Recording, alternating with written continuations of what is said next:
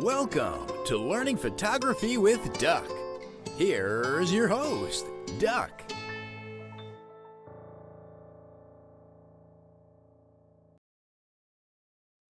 All right, welcome once again to another edition of Learning Photography with Duck. I am your host, as always, Duck, and today is Lightroom edition.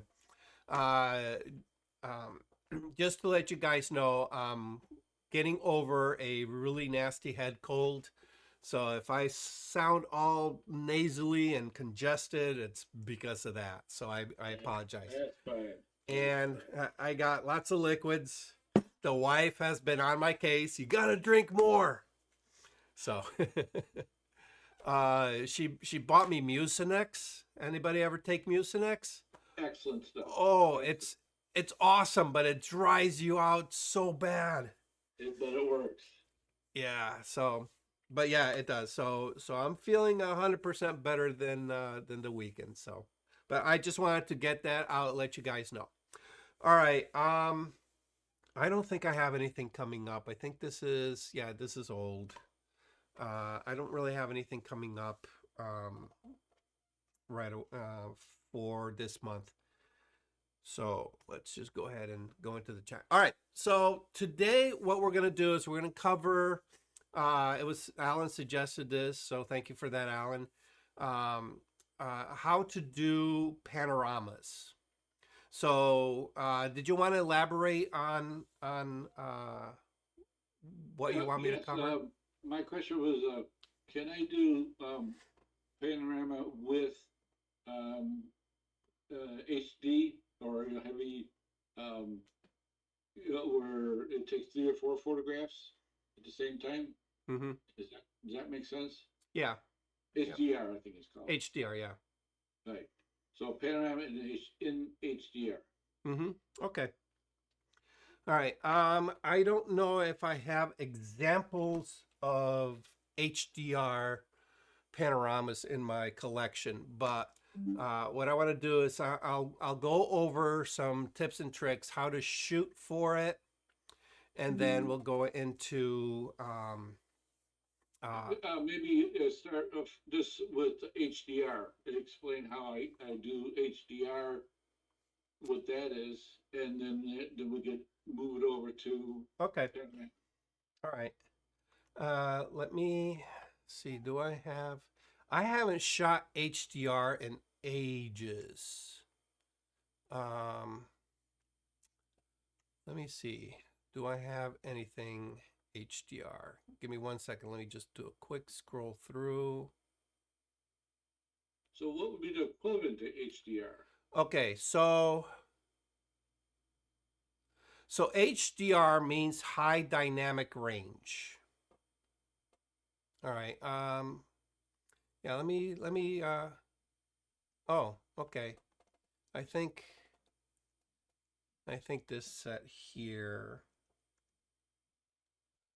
All right, let me switch over to the desktop. Let me go ahead and share screen. That way you get to see it large. Okay.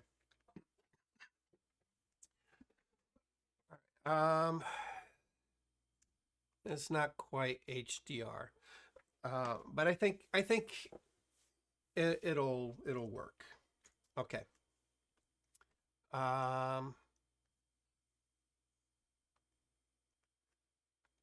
Let's use this as an example. This image. Oops. Okay. In any image, you're going to have a range of luminosity from 100% black to 100% white. Okay. That's an exposure range. Okay. That would be your dynamic range. Okay. From pure white to pure black. Obviously, for a proper exposure, you don't want to push anything into the pure black or anything into the pure white, because what happens is you get blown out highlights and crushed shadows. Okay. And when you get into those ranges, it's very difficult to pull any kind of information back. Okay. That's pretty much exposure 101. All right. Now, if you look at this particular image here, I have a lot of white areas that are pretty bright. Okay. And if I turn my highlights on, all right, you can notice that center part all of a sudden turns red. Okay. Right in here. All right. That red lets me know that what I'm looking at is blown highlights, meaning it's gone to 255 white, and no matter what I do, I'm never going to recover any information from that. The light parts of the bush, the flower parts of the bush, if I, well, here, I'll see if,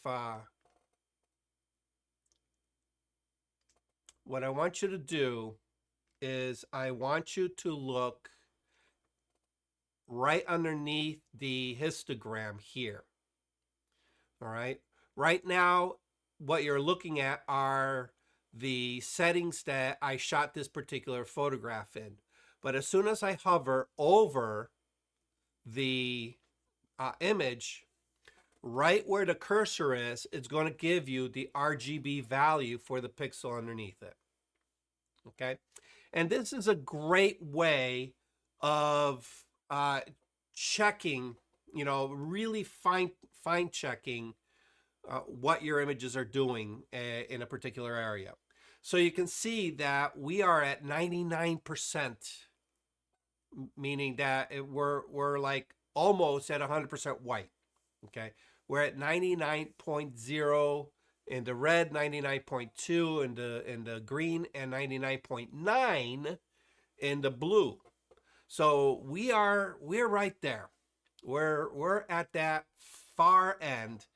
And if you look at the histogram, you'll see that we are crushed up against that far right edge. And you'll see that little up arrow indicator. All right, that's lit, letting you know that you're clipping. Okay. So what that means is when we read the histogram and we look at that, the red clipping, lets us know that we are overexposed. Okay. Now, if we go the other way, all right, and I'll pull this image up, we'll have areas of deep dark. Okay. And what I'm going to do is I'm going to drop the exposure just so you can see it. Let's see. All right, there we go. All right, whenever you see anything that has blue, it means that we have shadows that have gone to black and there's no way of recovering any information. So the blue is the shadows, the reds is the highlights, okay? So what we opt for when we take an image is to have a histogram that does not crunch up against the left or up against the right, okay? And you can see that we are really crunched up against the left-hand side here, all right? Now, the thing about a raw image is that we have a lot more flexibility in recovering these extreme ends than what is visible here. All right, so even though, you may be clipping a little bit,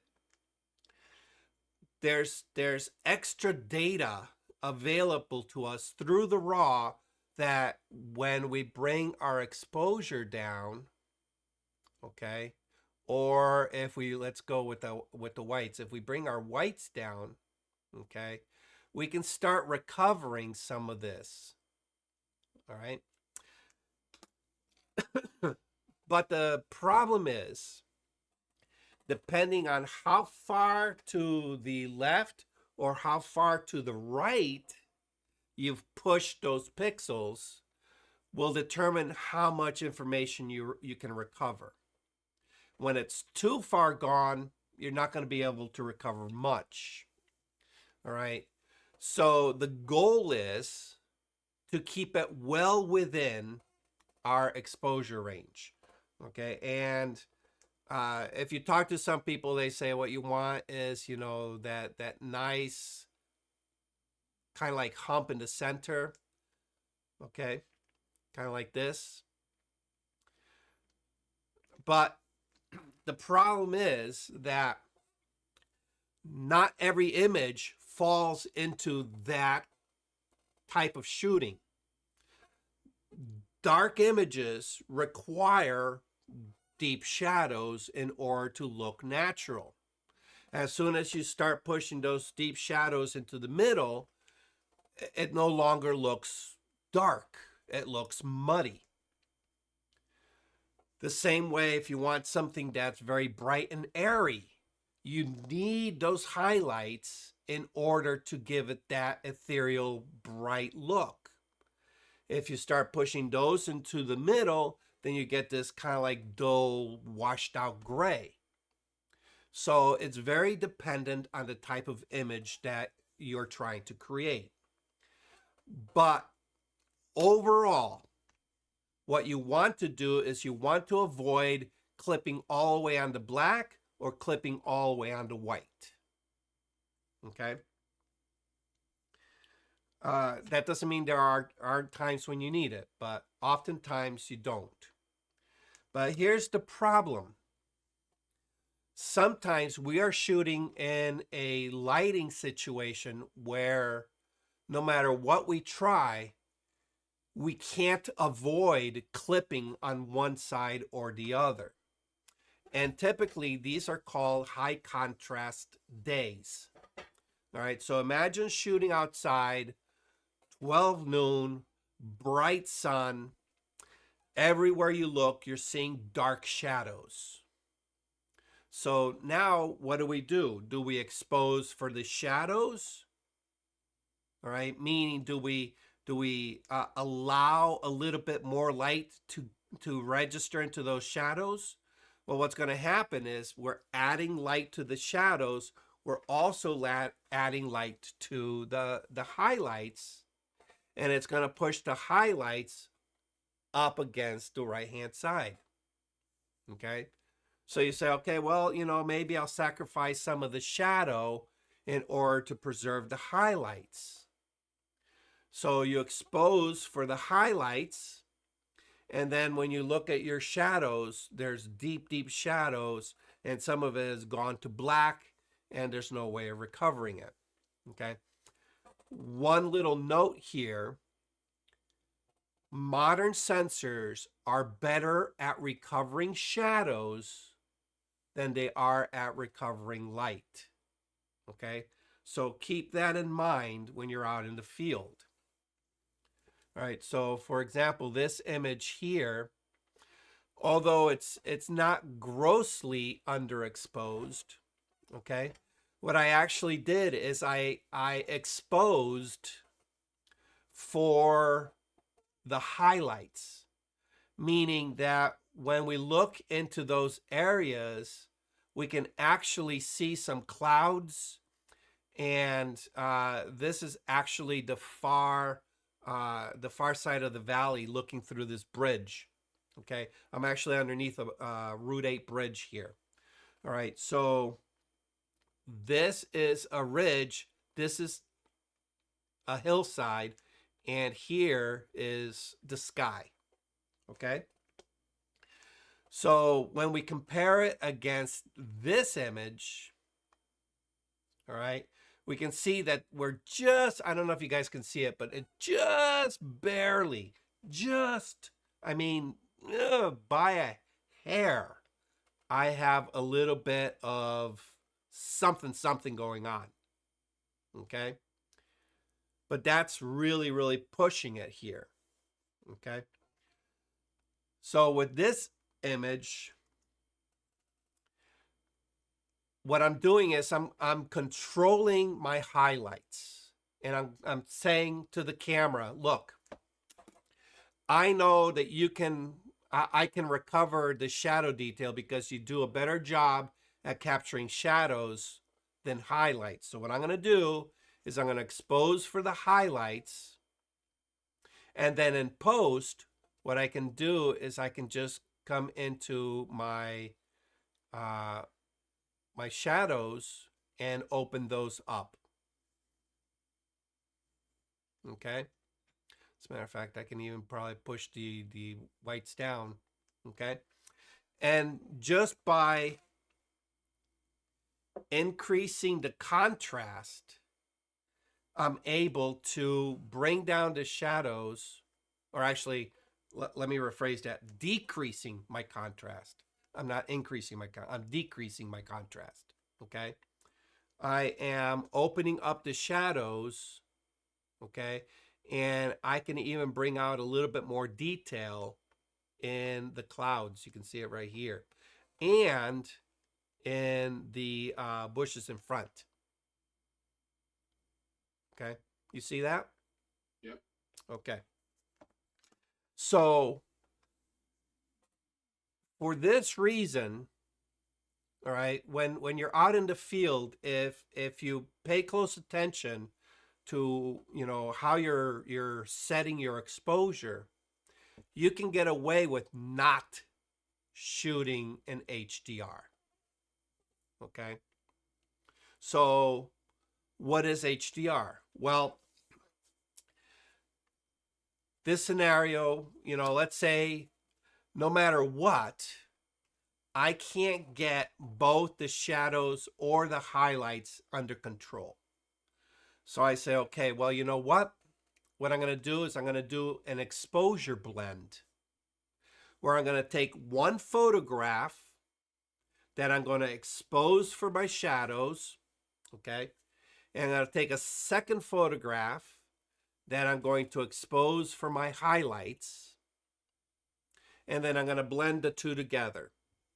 So the dark one that's exposed for the shadows, I'll use the information for the shadows there. And then the one that I exposed for the highlights and I captured that properly, I'm going to use that and blend it in to fill in the highlight detail.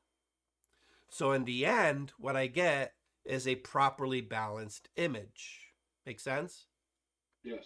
Okay. Now you're speaking about HDR though. HDR, correct. Okay. Okay. So HDR means high dynamic range. High. So when it's after if it takes supposedly 3 photographs, is that correct? So, well, here's the thing. Back in the day, when sensors were terrible, Yes. okay, depending on how bright the light was, all right, because the density of your shadow correlates to the intensity of the light. All right. So the more intense your light is, the deeper your shadows are going to be. All right. Because the more intense your light is, the more you have to stop down in order to cut that intense light in order to properly expose for your image, right? So if I'm shooting in aperture priority, that will still work its own magic. Correct. All right. So when you're shooting an aperture priority, what you're telling the camera is no matter what the exposure calculates to, I want you to keep the aperture at f5.6. Okay. And what it's going to do, excuse me, what the camera's going to do is it's going to do the math based on that 18% gray, correct? And it's going to say, okay, in order to read a proper exposure at 18% gray, reflective, okay, I need to set the shutter speed at X and your ISO, all right, if you have the auto ISO set, the ISO at Y. So it's going to do whatever math it needs to give you a nice balance, okay? And it's going to say, boom, here's your photograph based on your aperture. And based on the amount of light that's coming in, it's going to measure against that 18% gray, and it's going to spit out an image, okay? And what's going to spit out is pretty much going to be dependent on the amount of light. So if you're outdoors in bright, bright sun, what it's going to do is it's going to wrangle that sunlight in, give you a proper exposure, but anything that sits in shadow is going to go black. Okay? So now when you come back and it says, oh my God, you know, all these areas in the window areas and in the doorways and underneath the trees and bushes, you know, it's all black. It's crushed. There's absolutely no detail. I can't even tell, you know, if there's anything in those recessed areas. All right. My image looks horrendous. All right. And what people will say is you have a high contrast image. Because what they're seeing is, you know, the brights are properly exposed, all right, but all your shadows are crushed. So there's this disparity, okay, where everything looks nice until you get to your shadows, and then that drops really, really quickly, okay?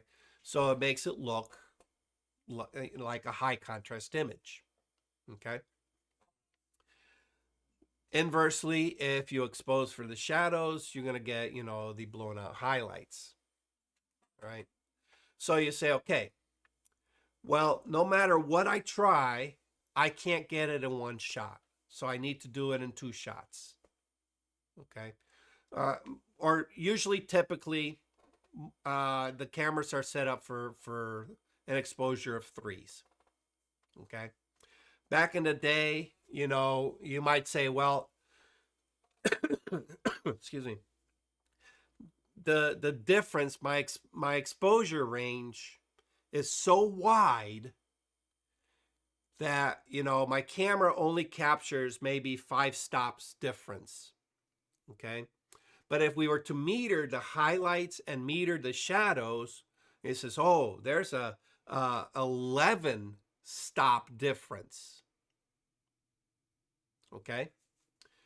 And you say, oh man, if my camera only captures 5 stops and I have 11, that means that I have to sacrifice 6 stops worth of light in one area or another, okay?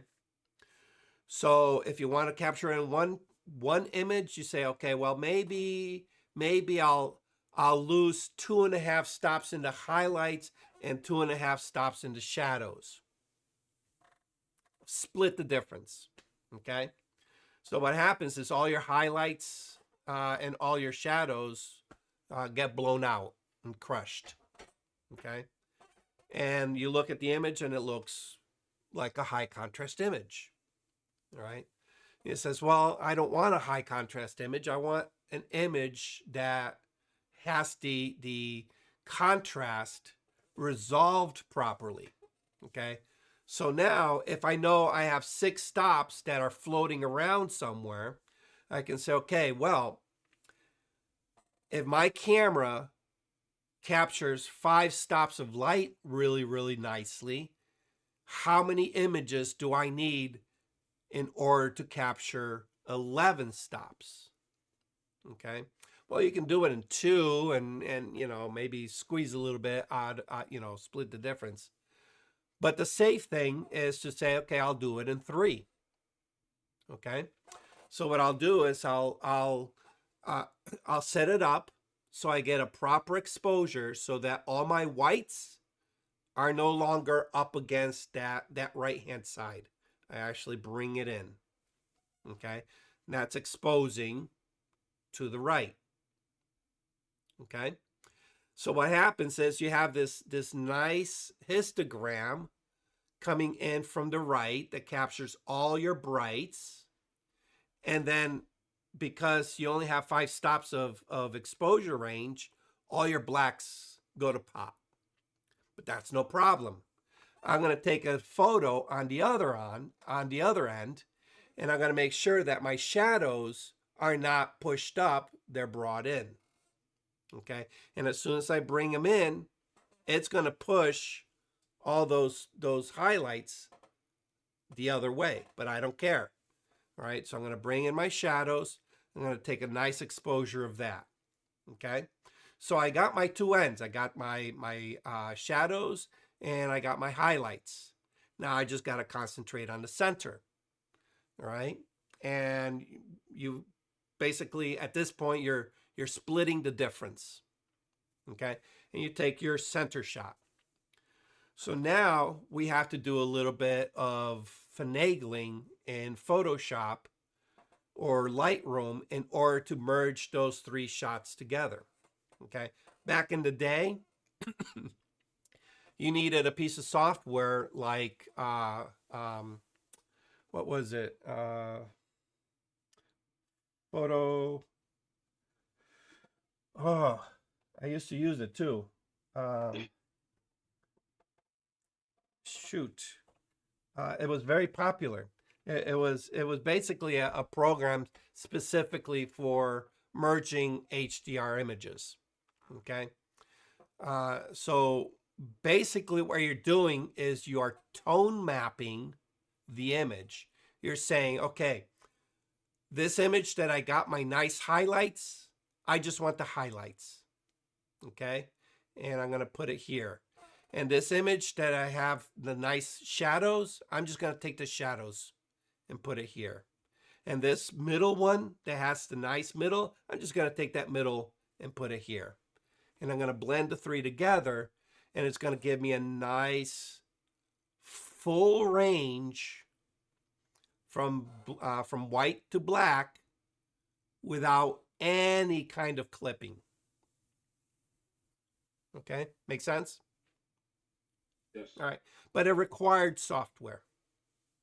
Okay, and some people back then used to argue, okay, well, you know what? I can get better results if I take 5 images instead of 3. And some people said, oh, no, you need 7 images instead of 3. And some people would argue, oh, no, you need 9 images. Okay. If it's really, really contrasting, you can get great results from 9 images. All right. And to be honest, I've done all of those, and I can never really tell the difference between shooting 9 frames to 5 frames to 3 frames. Simply because the majority of the time, you're not photographing such an extremely wide contrast image that it requires 9 frames. You can get away with it with 3 frames. All right. Nowadays, all right, so in the in the mid 2000s, we got cameras that suddenly had 7 to 9 stops worth exposure range. Okay, and now some of the cameras we got have 16 stops of exposure range. So guess what? That put HDR out of commission. We no longer need HDR. Some cameras do HDR on their own. They'll actually take the 3 shots and assemble it right in camera, and you don't have to worry about it.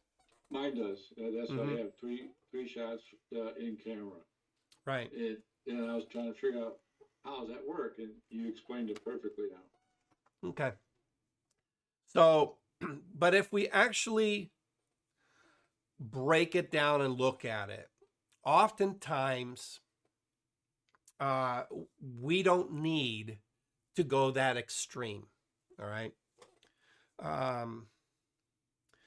The other side of the coin, no, I won't, let me rephrase that. One of the, I don't want to say bad, because it's very subjective. One of the side effects of some of these HDR programs was the what used to be called overcooked HDR, where you got a lot of contrast, a lot of micro contrast within the image, and it kind of gave it this what was called the grunge look. And it was very popular for a number of years, and then finally went out of fad. Thankfully, I wasn't a big fan of that, because it made it look very fake and over processed. Because in my opinion, if you want to control your exposure, it shouldn't look like you forced the exposure into, this little shoebox. It should look natural. Okay. And as sensors got better, that over processed HDR became a thing of the past. Okay. Nowadays, the nice thing about Photoshop and Lightroom is that you can process HDR images right within the software itself. Okay. Just by stacking. Well, the program will auto stack it for you. Okay. You can do manual exposure blending in Photoshop, but it requires a lot of masking and a little bit of skill. All right. So, all right, let me see if I can find. I don't think I have anything. Let's see. I don't think I have anything HDR here, do I? I don't think so. Oh, maybe this. No. Let's see. Oh. Yeah, here we go. This is at How can you tell it's HDR? By signals at the bottom? no. So when you're in the field, what you're going to do is you're going to take three images at 3 different exposures. Okay. Okay. And most cameras, you can set it up to kind of like do this automatically. You can say, okay, I'm going to do a 3-image bracket. All right. And what I want you to do is the first image is going to be underexposed. The second image is going to be overexposed. And the third image is going to be normal exposure. Okay.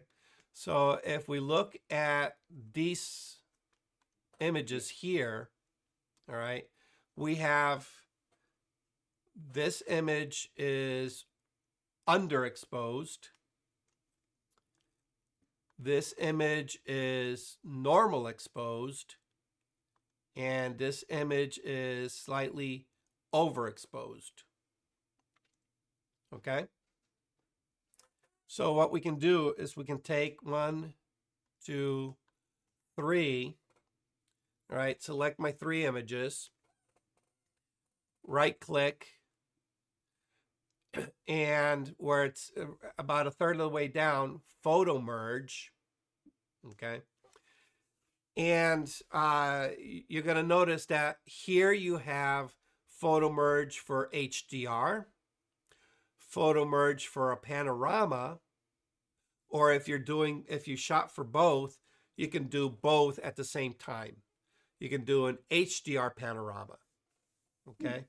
So, a panorama is multiple shots across your scene, correct? Okay. Right.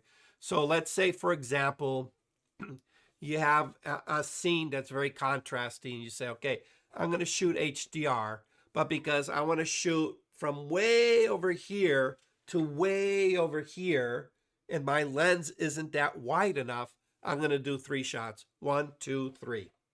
Okay. So you're going to take your first set, all right, which is going to be 3 images, overexposed, underexposed, regular exposed. You're going to shift your camera, do 3 images, over, under, regular, and then you're going to shift again, over, under, regular. So what you'll end up with is 9 images. All right, so 3 sets for your pano of 3 each for your HDR. Okay, so you can take all those 9, dump it into Lightroom and say, okay, do the math. Okay, work your magic. And what it'll do is it'll combine the 3 images into HDR and the 3 images into a panorama and spit out a nice HDR panel. Okay, but in this particular case, I only shot, it was just a single frame, no pano. So I'm just going to do a regular HDR. Now, the thing with HDR in Lightroom is a very stripped down version. Photomatics, I think that's what it was. Photomatics. HDR, Photomatics. I think they're even still around. Okay. So what we get is this little dialog box. And in this dialog box, you can see that we don't have a lot of settings. Okay. Auto align. Okay. You definitely want that because, sometimes, like on very, very bright days, I can handhold all 3 exposures and be relatively sure that I've held my camera fairly steady. But any little, handshake will be corrected by the auto align. Okay. If your exposure is longer, all right, especially when you take that underexposed shot, okay. So if you don't have enough light and you need the really long exposure, at that point, it's suggested you put it on a tripod. But for the most part, bright, contrasty days, I'm hand holding it. Okay. Auto align. Auto settings. This is a personal choice. What you're telling is, all right, you're going to combine the 3, and then I want you to kind of figure out how this image should be processed. So what it's going to do is it's going to move the sliders, the exposure, the highlights, the shadows, and it's going to do a best guess. All right. Typically, excuse me. Typically, I leave it off because I'm going to go in and do my own edits anyway. But if you want a jump start on the editing, put the auto settings on, and you can always modify it afterwards. Okay. The next part, it's a little bit tricky. What it is called deghost amount. Deghost amount. Okay. So now you have to take into consideration that you're taking 3 exposures, okay? 3 exposures at 3 different settings. And this whole process takes time. All right. So let's say your underexposed image is a 30th of a second. Your overexposed image, no, I'm sorry.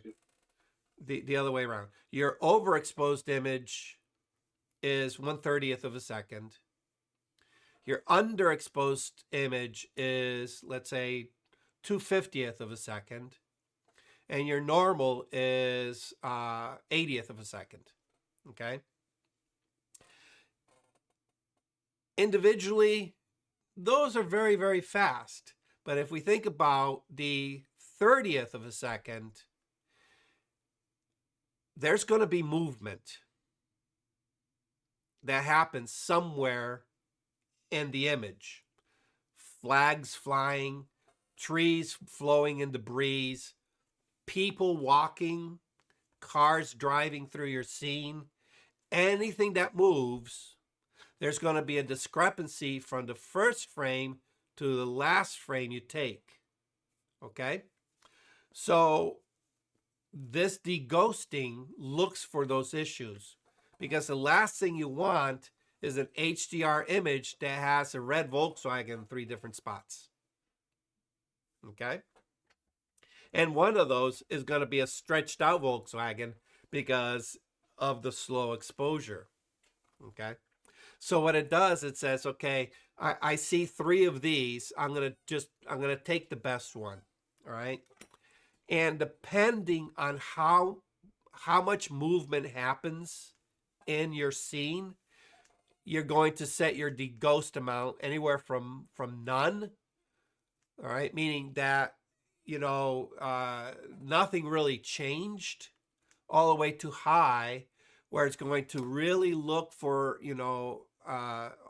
all these waving flags, and it's just going to pick one, all right, and it's going to say, okay, I try to reduce the amount of ghosting. All right, that's where the 3 images kind of overlap each other, and we're going to remove all that.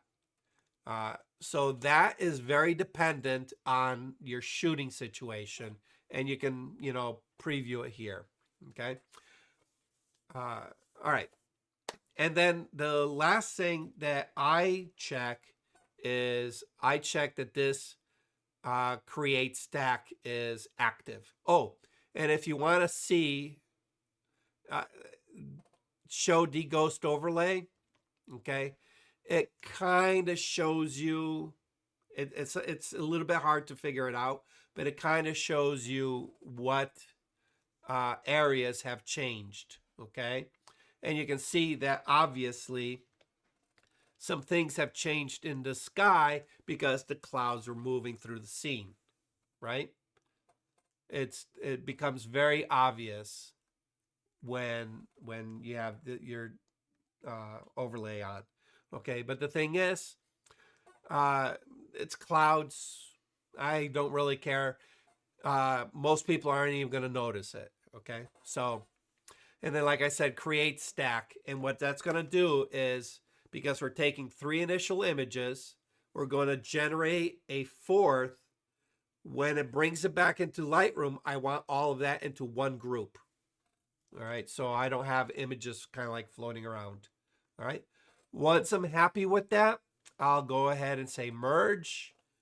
It's going to do what it's got to do. You'll see the progress bar all the way up here in the upper left. Okay, give it a second. There we go. And then it's going to combine all those images. Where is it? Here it is. Okay, a stack of 4. All right, and here is my stacked image. Okay, and even in this one, okay, you can see that it has made some adjustments, all right, because we told it, make your adjustments accordingly. Okay, but if we look, we can see that we have some shadow area and some highlight area. All right, here's some more shadow, okay? And those are very, very minor. I couldn't care less, but if I wanted to, I can bring, those highlights down a little bit more and, open up those shadows. There we go.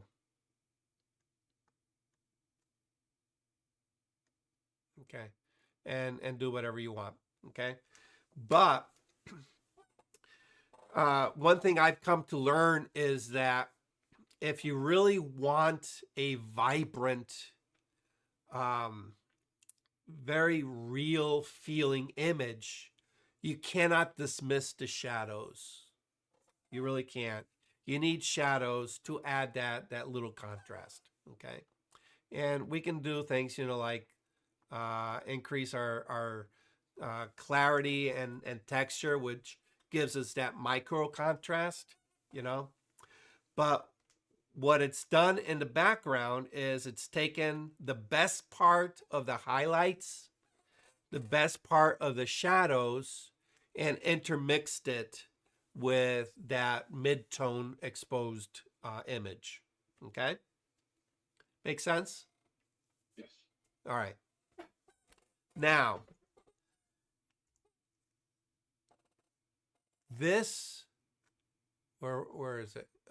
Okay, yeah. So this. One quick one question. On the photo that you had stacked, I Yep. see a different symbol at the bottom of the photograph. The one in the middle. I think does that indicate it is stacked?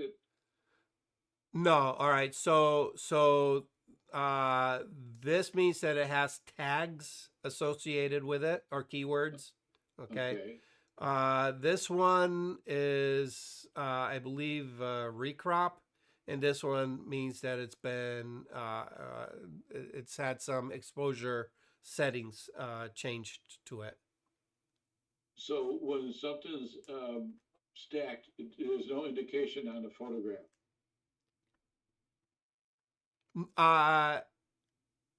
Stacked, yes. What you'll do is you'll see this symbol here. You see 4. Okay. Right. Okay. And if you, yeah. All right. And if you hover over it, it says photos is part of a stack. And if you click on that, it opens up your stack. So here it is. You'll see this is my HDR, and this is image 1, image 2, and image 3. All right. And you can see how this is a darker gray than the normal. All right. That tells you it's part of that stack. Okay. And then you just click on that and it collapses it back down. It's just a way of keeping things organized, because once you have it, once you have your HDR processed, do you need those other 3 hanging around? Well, you don't want to get rid of them, because that's what created the HDR, but you also don't need them in the way. So by putting it into a stack, it's a nice, neat way of just getting rid of them temporarily. Okay. All right. This image, okay, is a great example of how modern cameras handle exposure range. Okay. So back in the day, if I wanted to capture, all the highlights being bounced off the river and the shadow area on the shoreline in front, I would have to have done, a couple different exposures. One to expose for the brights, one to expose for the darks. Okay. All right. Because this is a high contrast scene. All right. And this is a very definitive contrast scene. We can split this right here. All right. And this is high and this is low. Okay. All right. But because our cameras have gotten better and the software that processes it has gotten better, I can take and open up my shadows. All right. And I can take and bring down the highlights. And I can now balance this image so it's not as contrasty. All right. Would you do that more? Which is more successful, masking that or doing the whole photograph? So this would be a global. Global. Yeah. So meaning that when I move the slider for my highlights, Mhm. anything that falls within that range, okay, and if we look up here at our histogram, when we float over the highlights, okay, that's this area here. All right, literally this bump. Okay, and you can see that we have another one in the shadow area, and then nothing, literally nothing in the middle. All right, so this is indicative of a high contrast scene. Okay, we have our shadows here and our lights here. Excuse me. Doc, Doc, Yes. Doc, Yes. would you bring down the numbers on the Instagram on the white area, black area to get into say the black to maybe 5% or 4% and the whites into the numbers see to get the balance somewhat. Okay. Yeah. Yeah. Would you use that? Would you use the Instagram along with the moon? Yes. So, well, obviously it's going to be subjective Okay. to whatever image you happen to be working with. All right. But in essence, what you want to do is you want to be for your blacks, all right, meaning the extremely dark pixels, you want to be roughly anywhere between 5 and 11%. Okay. And if you are printing, you might want to shift that ever so much more towards your midtones, because remember, when you print, you're going to gain contrast. All right. So your darks are going to get darker by default. All right, because we're dealing with a process that's adding ink, all right, and removing that white from the paper. All right. So when you send something out to be printed, do you ask them for the profile for that and what they're printing it on? depends on the quality of print you want back.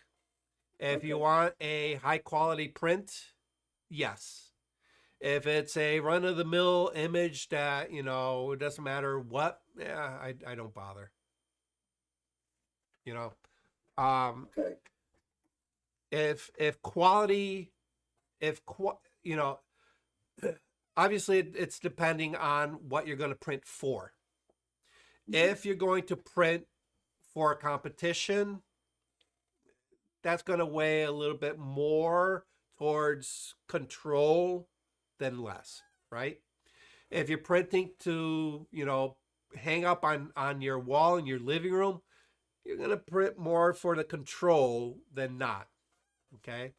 If you're just going to print, a few 4x6s to share with family and friends, then who cares? Whatever you can get from Walmart or Costco, that's fine. So in this particular case, if we look at these pieces of wood that are sticking up that are really, really dark, right? I don't know if you can see it, but there's some blue here, all right, which tells me that I'm not out of that deep crushed shadow area, all right? So we can take and pull the blacks out, okay? And you'll notice that those blue specks have disappeared, right? Let me show you what it looks like. See the blue? Okay.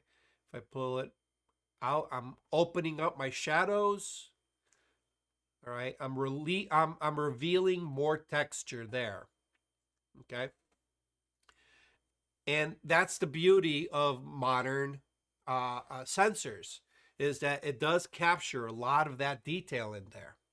All right. So that's why I very rarely shoot HDR anymore because sensors have gotten that good. Okay. All right. So if you're going to print, all right, these areas are going to be of concern. All right. You want to make sure that you have enough brightness in those shadows so that when you print, you don't lose that information. All right. This here is almost a black hole. All right. But, as I mentioned before, you cannot discredit the value of shadows. All right. If I open up my shadows a lot, okay, now all of a sudden it starts looking blah, overexposed. All right. And the exposure matches the brightness of the water now. All right. And it reads as being wrong. All right. That ground should not be as bright as the water.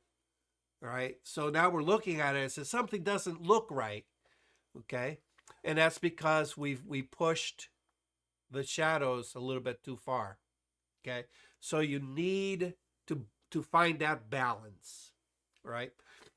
What that balance is, obviously, it's very subjective. Okay. Like I said, there was a time when, you know, that over processed HDR look was very favorable. Okay. Uh, some people like it, some people don't. Okay. Me, I don't mind the shadows. Okay. I embrace the shadows. Right. You can't crush them, but you do need them. Okay. So you can see I've pushed all these sliders to extremes, and the image holds up. The image holds up. Okay. Even if we zoom in, look at that. That image holds up. All right. And this is why I very rarely do HDR. Okay. Because our sensors can handle it. Any questions about HDR? You good? I'm good. Never Okay. used it anyways. What's that? You I don't? never used it. I think I tried it once. I didn't like it. Yeah. It's one of those things that if it's done right, you'll never notice that it was done. Okay. But if it's done wrong, yeah, it just looks overcooked. Yeah, Okay. what I needed was this understanding of it. So, you know, when does it come in play? And your explanation was perfect. It's not needed if it's done correctly. Correct. Yeah. All right. Before I heard that word, I go, oh, someday I should try that. Yeah. Maybe I don't need to. Yeah. Where I find it comes into play is, you know, high noon, bright sun, no clouds. You know, it just that sun is beating on everything and just burning everything. Especially if there's any, you know, really reflective surfaces. Water, oh my God. You know, you ever try photographing water when the light is bouncing towards the lens? Okay. There's where it may come in, you know, handy. Because what you'll do is you'll underexpose all that light that's being bounced into the lens. Okay. But because you're underexposing so much in order to knock that reflection down, it's throwing everything else in black. All right. So let me reset this. Okay. So in order to control that, the highlights, all right. Okay, there we go. I've controlled the highlights. That water looks great. Okay. That water sits right here in my midtones. Right? Remember before we had that hump here? I've now pushed that hump here just with the slider. But imagine this is the photo you took because you exposed properly for the water. Now all of a sudden, you know, your ground plane is in complete shadow. Okay? So what you do is you take one for the water, one for the ground. You merge the two together and you have a properly exposed image. Okay? Obviously, for this particular image, the contrast wasn't that great. I was able to get it within a single frame.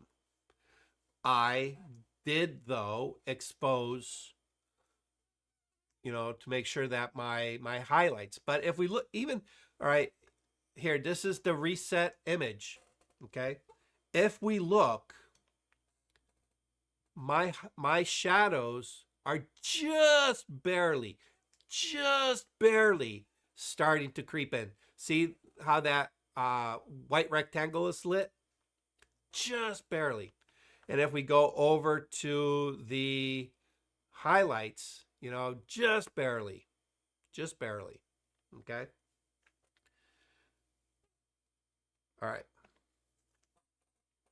All right, so let's talk about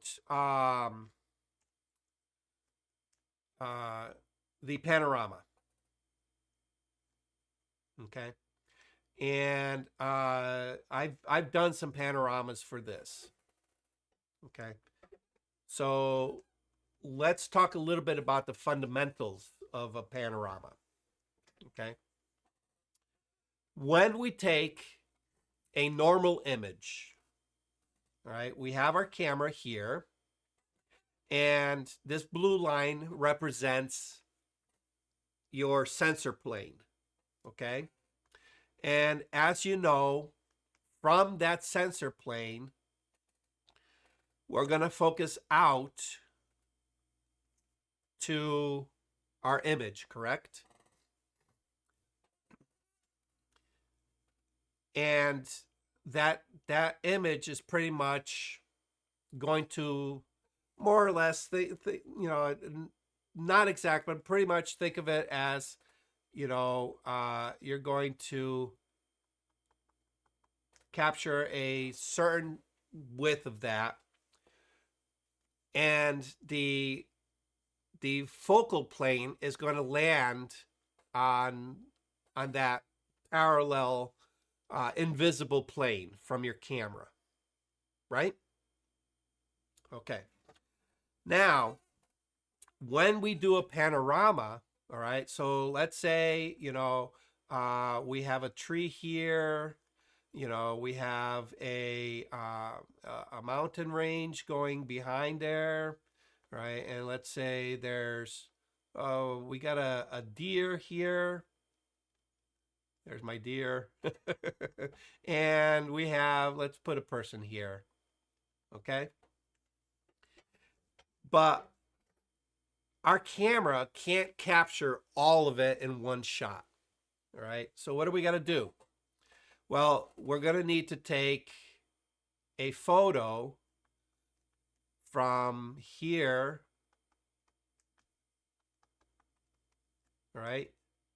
And then we're going to turn, take one in the middle, and we're going to turn, and we're going to take another one here, right? And then we have those three images that we can put next to each other in order to get a full scene, right? But if we think about it, our focal plane, when we're, you know, shooting off, in this case, the left part of the scene, our focal plane is off. Our focal plane pretty much goes like this, right? And when we take one from the other side, we have our focal plane. Oops. Let me see if I can do this. There we go. Like that. Right? Because it maintains that kind of like parallel from the camera. So if we look at it, it creates this curve here, right? Okay. And that's pretty much how our cameras see when we do a panorama. It's more of a parabolic shape than a straight linear plane. Make sense? Okay. But what we have to do is when we bring it into Photoshop, where we bring it into Lightroom, we have to take that circular plane and make it flat. Okay? So that means everything here kind of needs to be spread out and mushed around a little bit in order to fit. And everything here, we have to do the same thing on that end, right? Make sense? Distortion. Right? Very much. Distortion. We have to compensate for the distortion when we take that 3D sphere and flatten it to a 2D plane. Okay? So that means that we have to, when we are in the field, we have to take this into effect. Because what happens, let's see, can I back up some of this? Yes, okay. What happens is, all right, we have our square there. Actually, here, we need to create an overlap. Let me pick a different color. Okay. We have to overlap our images. Okay, so we take one image here. Okay. We take one image here. And we take one image here. Okay. And because we have, what we're doing is we're projecting a rounded surface onto a flat surface. What ends up happening is, let me get another color. What ends up happening is we get a shape more like this. Okay? Because that tree part is closer to us than the deer and the person, right? Physically, within that space, we are closer to the tree than we are to the deer and the person, even though they're all on the same line, right? So what that means is that in order to maintain that perspective, right, we have to warp the two outside images. And what ends up happening most of the time is we get these areas that are blank in these corners. Okay? So when we are in the field, we have to make sure that we are shooting wide enough so that when we crop, all right, we can crop within that wacky shape. Make sense? Or did I confuse you? All right. That's usually done in camera though, correct? Or I'm sorry, in Photoshop. So yeah, well, yeah. So when Photoshop stitches the 3, it's going to give you that really bizarre, and I'll show it to you in a little bit. It's going to give you that bizarre shape where we have missing information in the corners. Okay. So in order to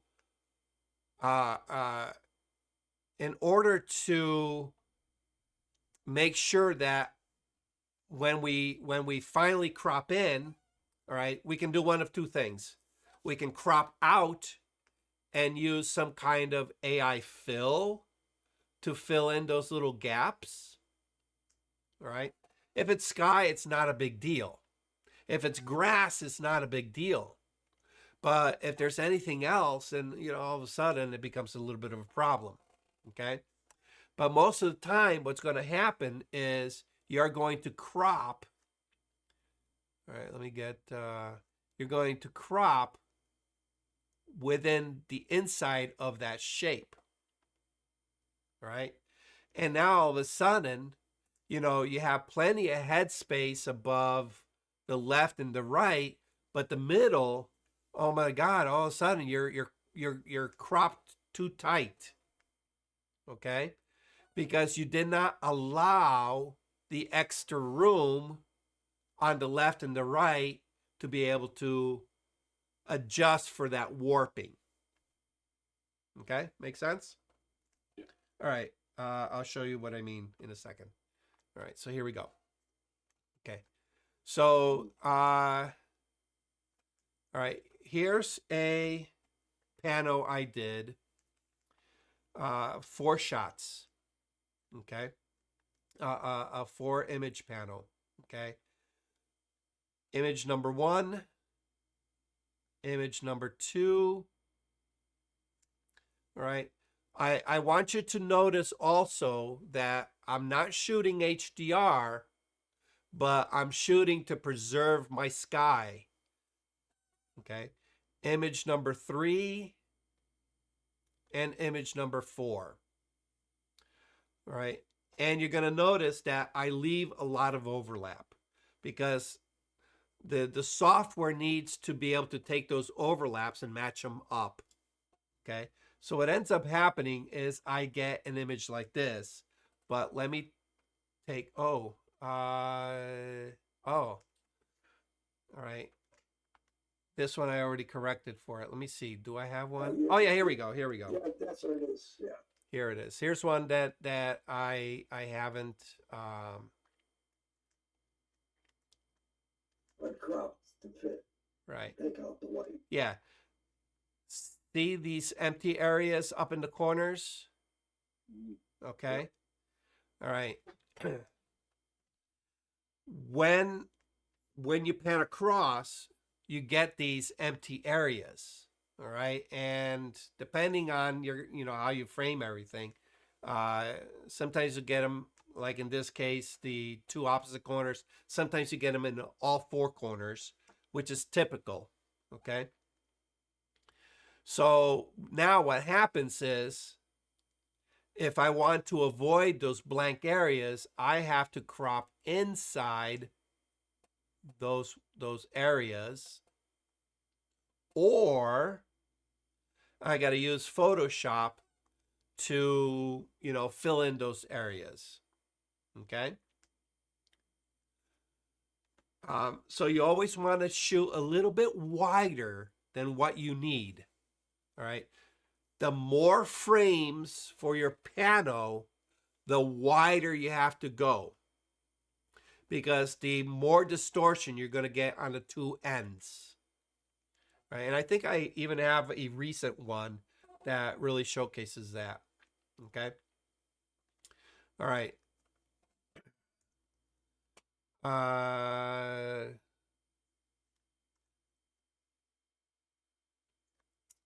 Let's see. Oh, do I have them here? I don't. I may not have them here. I may have them at home. I think I have it at home. Darn. Okay. That's if you're shooting with a fixed lens. If you were shooting a telephoto, you would back No, off rather than get these were all shot with a telephoto lens. As a matter of fact, this scene here, I shot it 2 ways. All right. I shot it with my camera. This was with a 120 to 400 millimeter zoom lens. All right, so I had my big Sigma, okay, and I shot it in landscape mode. The next set, I actually shot more frames, okay, but I shot in portrait mode, right? So 1, 2, 3, right? And you can see that, you know, these areas will overlap, okay? 4, 5, 6, and 7. Okay. All right. And that gives me, you know, this much bigger. Okay. Now, could I have done this in a single frame? Oh, absolutely. Just put a wide lens on there and you're good to go. So what is the benefit of shooting a landscape? Shooting a panorama? Pixel density. Instead of a 5,000 by 3,000 pixel image, I now have a, what is this? 12,500 by 5,000. Okay, 12,500 by 5,000. I can print this huge and still have all that detail. Right, so that's one of the benefits. Okay, another benefit, and I wish I had those photos. I kick myself. Right, I must have done it at home. The other benefit is sometimes your lens isn't enough to cover a wide area. All right, so I do a lot of event photos indoors, and I have my lens that I use is a 24 to 105, and you would think, oh, 24 millimeters, that's pretty wide. Okay, but if I stand on one end of the room in a hotel conference room, I may be able to get just half the conference room. I can't get the whole thing. So I'll often, if I want to show the entire room, I'll do a landscape of 3 images and I'll stitch them together. Okay, simply because the lens has a limitation. All right. So let's say, for example, you don't have a variable zoom lens, all right, and you only have, let's say you only have an 80 millimeter lens. Well, guess what? 80 millimeters is pretty tight in most indoor situations. I wouldn't even recommend using an 80 in an indoor event. So how do you capture a wider scene? Well, you take multiple shots and you stitch it together. Okay. All right. Now, the one thing you'll notice is that when I do these events, everything is handheld. I don't do anything on a tripod. Okay. But if quality, you want to control your quality, all right, when doing landscapes, slow the roll. Put your camera on a tripod, all right? And you're going to need one that has a panel head that allows you to do a sweep, right? So ball heads usually, unless that you have the panel head, a panel head will allow you to sweep across without dropping. Okay. All right. Let's see. I probably have a couple of oh, here we go. Here's one. All right. This image is just 2 images, 1, 2, as a panel. Okay. Look at that shape. All right, let me zoom it out. Okay. Here's a perfect example. Okay. Now this one is more exaggerated than that landscape one. Why? Because the landscape I'm shooting at a distance. So the distortion is going to be minimized. This particular image, I am much, much closer to my subjects. All right. And I'm using, what did I shoot this at 24 millimeters. All right. So my 24-105, I have it maxed out to its widest. Okay. And as you know, the wider you get, the more barrel distortion you're going to have. You can see it here. All right. So now when we get two images that have distortion already built into it, and you try to marry them together into a pano, the software needs to compensate for that. And this is what you're going to get. All right. Those empty spaces above and below in the corners, they're useless. So you have to make sure that, you allow for it. So in this particular case, let's see, constraint to crop. In this particular case, if I wanted a little bit more headroom, let me just bring this here. There we go. All right, all this empty space here, I don't need, so I'm just going to crop this in. Okay, so now I can get a little bit more. There we go, a little bit more. Okay, with my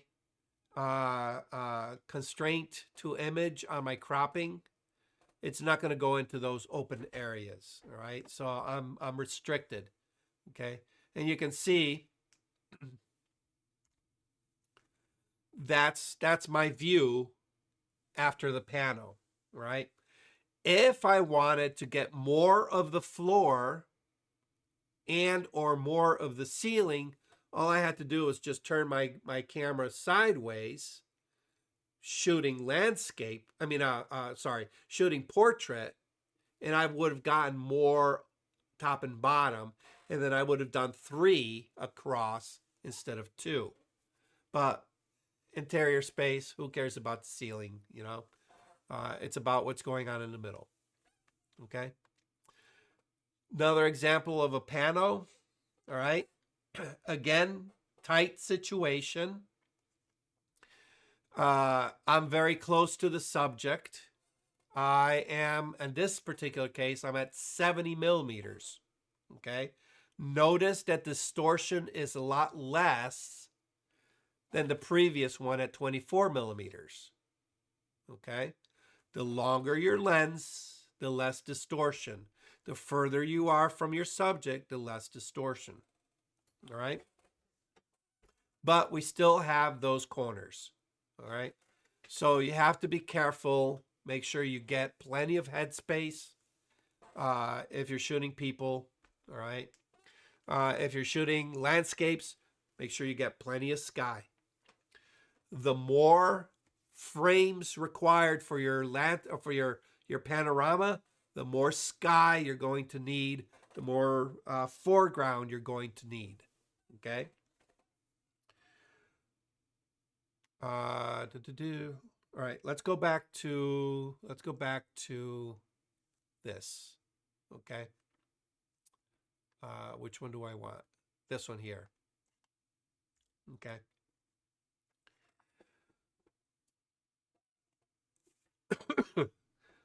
Let's say your lens is a little bit too tight to get the image that you want. All right. So in this particular case, I was shooting like this. Okay. And every time I took another frame, I overlapped it. Okay. You overlap by a quarter? Or I tend to overlap by about a third. Okay. All right. You basically, all these areas, this is the areas that the software is going to need in order to stitch everything together. All right. It needs to match this. Here, let me do it. This from this image to this from that image. Okay. If it doesn't recognize enough, it's not going to be able to do the stitch. All right. So the right side here needs to have enough overlap for the left side of the next frame. All right. So I usually recommend at least a third. You can probably get away with a quarter. All right. The only caveat to that I find is, because I do a lot of events, people move. All right. And if the person is walking in the direction that you're doing your pano, it's going to throw it off. Okay. It's going to throw it off. All right. Because it's going to use that person, that's right there on that edge. It says, hey, here's that person in this one. But wait a minute. It's in a different position to the background. So it's going to confuse things. Okay. So now you say, okay, well, my lens isn't wide enough to get the thing that I want. Well, one way you can do it is you can do a horizontal and a vertical panorama. All right. So what you're going to do is you're going to take a frame, take a frame, take a frame, right? Then you're going to take a frame, and take a frame. All right. And so now, and you can load all of these. The software is going to recognize whether they're one above the other or side by side. All right. Because what it's going to look for is going to look for these areas of common, all right, common areas. Okay. Here's where it gets a little tricky. Remember, the more frames you have and the wider your lens, the more distortion you're going to have to your image, right? So you want to make sure that you're getting enough sky in these frames and enough ground in these frames. Make sense? Because a lot of this is going to get cropped off. All of this is going to get all cropped off. Okay? So if you don't want your final image to be cropped here, all right, make sure that you're shooting wide. Okay? Here's the trick. All right? Remember, you're going to end up with this kind of shape. That means you need to shoot, this shape here. That means you need to shoot really high in the corners, okay? Really high, all right? And you can kind of relax it a little bit in the center. But you need to have a lot of space up here, okay? In order to get this height. Make sense? Because all this is going to get cropped off. All right. All right. So now we have our, let's not do this one. Let's do an easy one. Here's one with just 2 images. Okay. I saw this heron there and I said, you know what? I did the typical rule of thirds, put it in. That looks nice. All right. But I'm looking at this and I got all this crap here that that's not very pleasant. Okay. So I took this shot. All right. And I said, well, now he's kind of like on this side of the image. All right. So I decided, well, you know what? I'm just going to combine the two and see what happens. All right. So what you're going to do is you're going to select the images that you want in your panorama. All right. We're going to right click About a third of the way down, photo merge, panorama. Okay. And again, just like the HDR, you're going to get, this dialog box. And like the HDR, it's very simplistic. Not a lot of things that you can mess around with. Okay. The first thing you see is what's called projection, right? And you have three choices, right? And this goes back to what I said earlier. You're turning your camera, you're creating a curve, okay? If you're doing this, where you're doing multiple images, sky and ground, you're also creating a curve this way. So what ends up happening is you have a sphere that you now need to project these images onto, okay? So that's the first one, spherical, okay? If all you're doing is, like in this case, just, going across, then you can get away with a cylinder because it's basically just a cylinder, all right? And if you click on it, it's going to take a second for it to update the preview.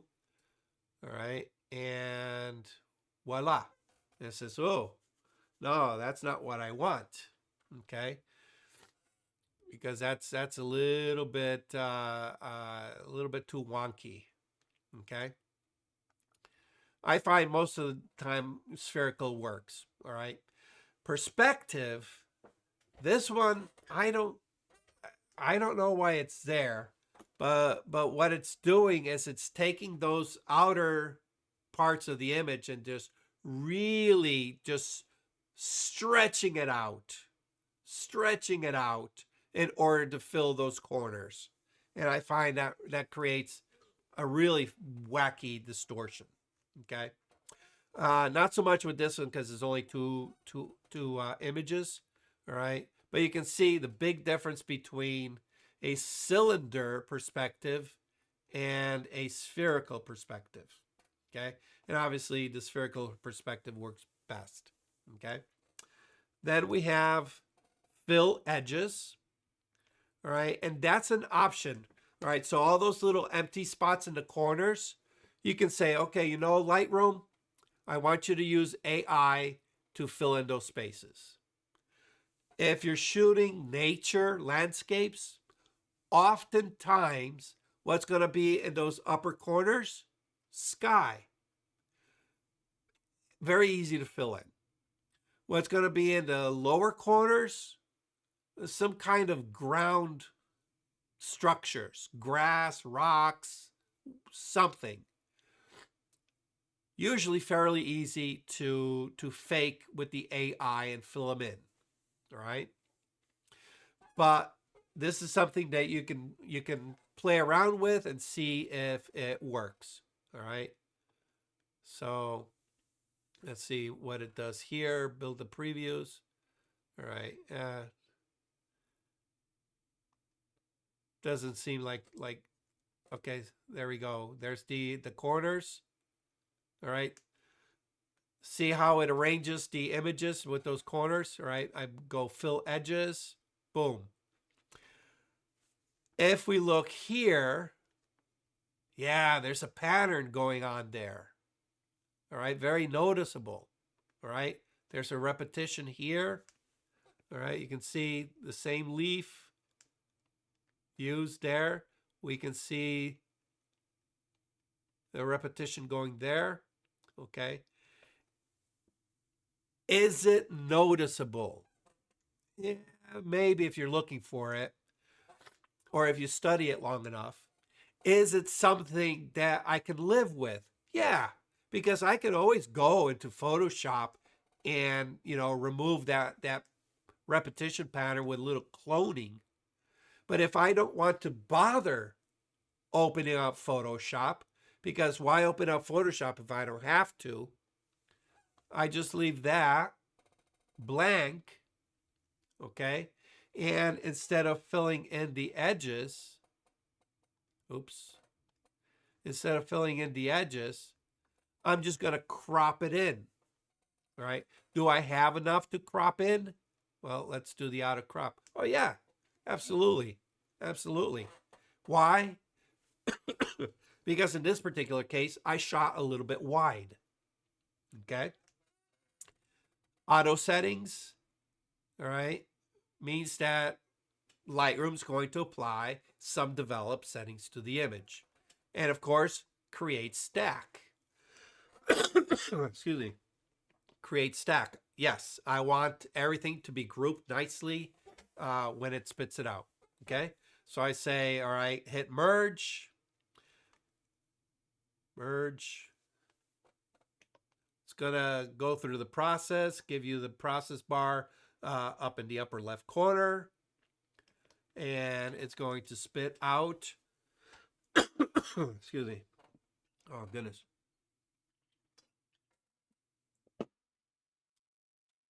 It's going to, where is it?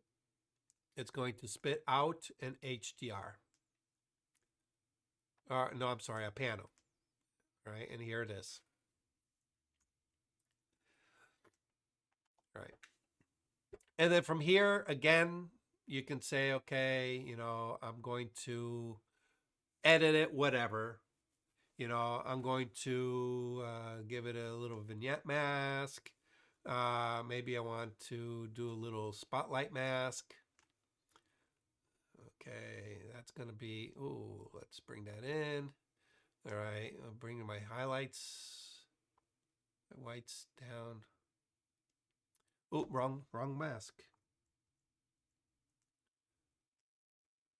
Spotlight, there we go. Spotlight, where's my spotlight? There we go. Okay, bring my highlights down, my whites down. Okay. Texture, clarity. All right. Do whatever you want, you know, to your edit. There we go. Let's make it a little bit more moody. Okay. And you're done. All right. You want to recrop it? Very simple. You know, you just bring it in. It says, okay, I don't want that much. All right, there we go. Voila. Okay. And what the nice thing about Lightroom, if you notice, it's spitting out a DNG. So what it's doing is taking those two raw images, combining them together into a panorama, and kicking out a raw image. So you have the benefit of editing raw in a combined image, which is awesome. What does DNG stand for? Digital negative. So it's still raw though. It's still a raw file. It's Adobe's version of raw. Okay. And you can do all your edits to this. All right. So now, which brings up the question, should I edit before or after? So I was going to ask you, the edits that you did when you cropped it, the edits sit in there, you're cropping out those edits, part of the edit. Is that correct? Yeah, so Elliptical? well, when I combine it into a panorama, Lightroom is going to kind of ignore anything you did to the image. Okay, and it's going to combine them. It's going to, you know, do the matching and the overlapping and the skewing in order to get that panorama. So it's going to disregard any crops, any edits that you did to the image. Okay. Once it kicks it out, then you can go ahead and reapply your edits. So I usually tell people merge it first and then edit it. Otherwise, you know, you're just kind of spinning your wheels. All right. But now you cropped it from when you did some editing and the elliptical for the highlights and the vignetting. Yep. Did it just cut those out, or did it shrink down with it? Well, I changed the crop. So Yeah, but when I you did that, the edits that you had for the vignette, that they cropped inside that. The vignettes didn't come in with it. It just, you cropped the vignettes out. no, well, that's a preset that I have. So yeah, so what I did is I applied it before I cropped it. And then when you So cropped it, that went away. right. So if I crop it Okay. again, all right, I cropped it even more. Okay. And if we go back, you'll notice that my vignette is still there, but it's now further off the edges because, Yeah, that's what I thought yeah, would happen. right. So it's not going to modify that mask at all. All right. If you find that you want, to bring your mask in, yeah, you have to do it uh, after the fact. All right. Because they're independent of each other. Okay. It's not going to say, oh, because we're not doing any stretching. We're actually removing data from the image. Okay. So it says, well, you applied a mask to darken these corners. All right. I'm not going to reset your mask because I don't know if you want, to change the way those corners look. So it's not gonna do something that you don't want it to do. All right. So now after you crop, you says, oh wow, I cropped out my vignette. I need to go back in and adjust for that. So, and that goes whether you're doing, a panorama or a non-panorama. Okay. All right. Any questions on any of these? All right. And the other thing you can do is it doesn't have to be a panorama going across. You can do what's called a vertirama, where it's a vertical panorama, where you're taking ceiling, middle, floor, and then combining it into one. You can do the same thing. That sounds interesting. That might be some fun. I'm going to try that soon. Yeah, you'll find that in a lot of like architectural photography. You really want to get some funky, really cool, interesting vertical panoramas. Take the interior of a church because they're fully decorated, ceiling to floor. So if you want to capture that majesty of that impressive ceiling, the altar, and then the pews, yeah, do a vertical pano. I might even have one of those. I think I tried that with a fisheye lens, and it worked out very well. Yeah. Okay, again, remember, the wider your lens, the more Right. distortions you're going to have. All Well, right? I had distortion, but it was great. Yeah. All right, any questions about the panorama feature in Lightroom? No? Okay. The same thing can be done in Photoshop. All of this is available through Photoshop ACR.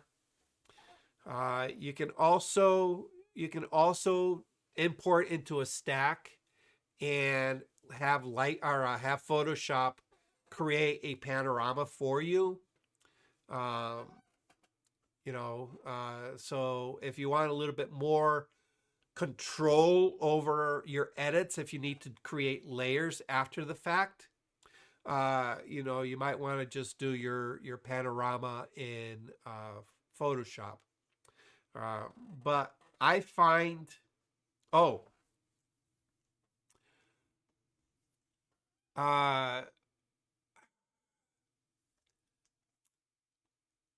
let me, I don't know if I have an example. I probably don't. Yeah, I don't. Oh, maybe. Hold on.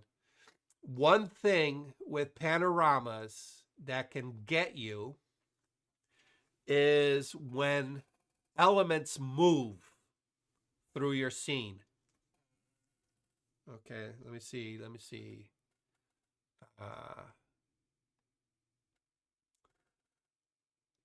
Panoramas don't always work. I don't know if I have any examples. I may not have a good example. Um, when, like, I mentioned I do a lot of events. If people are moving through your scene, sometimes what can happen is you will get a panorama where half a person is missing. um, or they'll have two heads. Uh, let's see. I don't think I have. Yeah, I may not have a good example. GVCC. Let me go 2023. I may find something here. All right. Here we go. Let's see. We'll try to.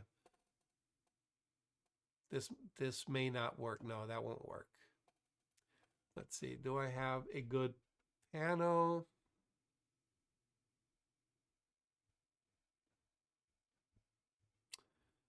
No, I may not. Business after hours. Of course, when you need something that goes wrong. Oh, here we go. Maybe Was that because they were moving because the shutter speed was too slow? No, because you're taking multiple shots. You're going click, move, click, move, click. So Also, physically move. you're physically moving the camera. Yeah. So if people are walking, Physically moving. yeah. So if people are walking, they're not gonna stand still in one spot as you're making the sweep across. All right. So what happens is that where there's an overlap, there may be some movement in a person. That's the background that's fixed. And this Correct. moving. Correct. That's what's happening. Okay, Yeah. So what ends up happening is, that person will be in multiple places. Right. Different position. Right. So what ends up happening is the software doesn't know what to make of that discrepancy. So it says, oh, I'm going to do my best to combine it. And it's oftentimes it just does a really weird, crazy combination. And of course, when I need to, I can't find anything. And I know I have them because they pop up every once in a while. Let's see. Yeah, I don't know. I have all these. Some work, some just don't work.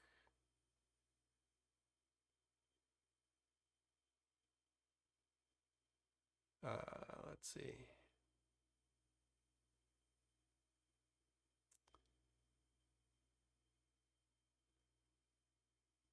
Yeah, I'm probably not going to look too much more because this is going to get boring.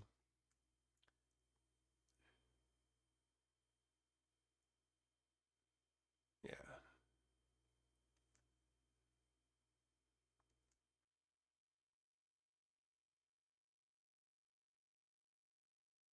Oh, here we go. Here we go. Maybe.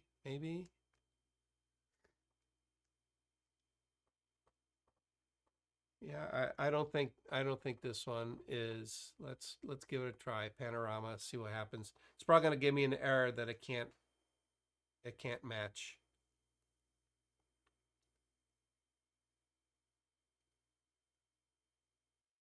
Oh.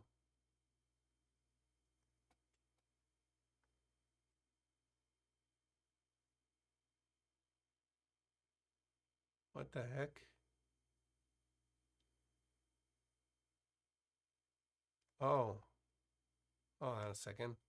What's it doing?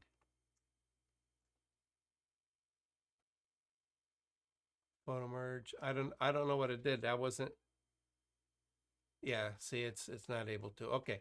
I don't know. I somewhere in here I have them, but of course when you need them you can't find them.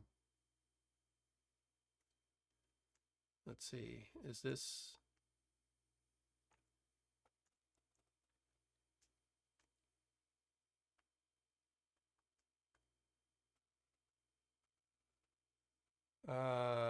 no, that's not one. Okay. Well, anyway, I can't find one off the top of my head now, so I don't know. But that's one thing that you have to consider is that any kind of movement in is going to create an issue.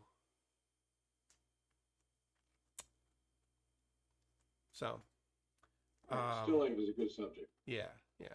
All right. I wish I could highlight a bad pano, but I have plenty of bad photos. So yeah, more than you can imagine. yeah. So, well, the nice thing about it is, you may have, they may be good photos to begin with. It's just that they don't quite queue up together for a nice panorama. So let's see. Yeah, I don't.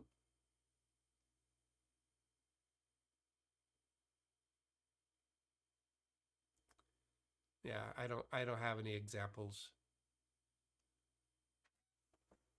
This one? No, that's not. Okay. I was hoping. So, all right. Any questions on any of the subjects covered? I'm good. Thank you. I'm good. I'm good. I understand All right. basic principles. Awesomeness. All right, guys. Well, that's pretty much it for today. Hope you gave you a little bit of something to think about. Next time you go out, and you say, hey, I got this really crazy contrast scene. Now you know how to do it. Right?